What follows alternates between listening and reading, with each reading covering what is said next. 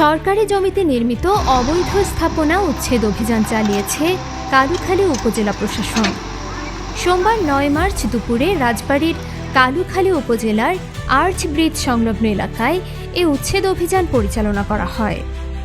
অভিযানে নেতৃত্ব দেন কালুখালী উপজেলা সহকারী কমিশনার ভূমি ও এক্সিকিউটিভ ম্যাজিস্ট্রেট শামস সাদাত মাহমুদুল্লাহ।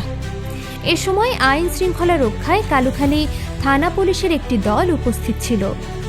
উপজেলা প্রশাসন সূত্রে জানা যায়, উপজেলার রতনদিয়া মৌজার ৭৮ নম্বর দাগের রাস্তার পাশে ১ নম্বর খাস খতিয়ানের সরকারি জমিতে অবৈধভাবে স্থাপনা নির্মাণ করা হয়েছে এমন অভিযোগ পাওয়া যায়।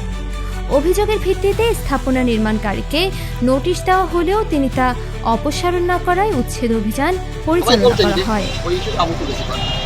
আর এজেন্ট সব আমাকে নোটিশ দেয় নাই, এটার জন্য আমি বিচার চাই। আপনার নাম?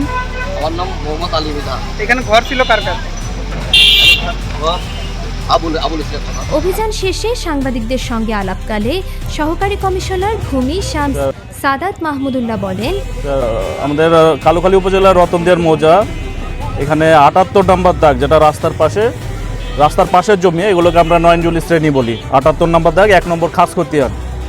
তো এই জমিগুলো সম্পূর্ণ অবৈধভাবে একদম নতুন করে এখানে কিছু স্ট্রাকচার স্থাপন করা হয়েছিল।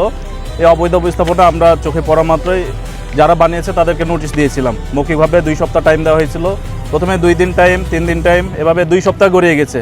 তারপরেও আমরা তাদের পক্ষ থেকে অবৈধ স্থাপনা সরিয়ে ফেলার কোনো নমুনা দেখতে পাইনি। এই প্রেক্ষিতে আমরা আজকে অভিযান চালিয়ে এখানে যে 3টি স্থাপনা ছিল, এই স্থাপনাগুলো আমরা অপসারণ করলাম।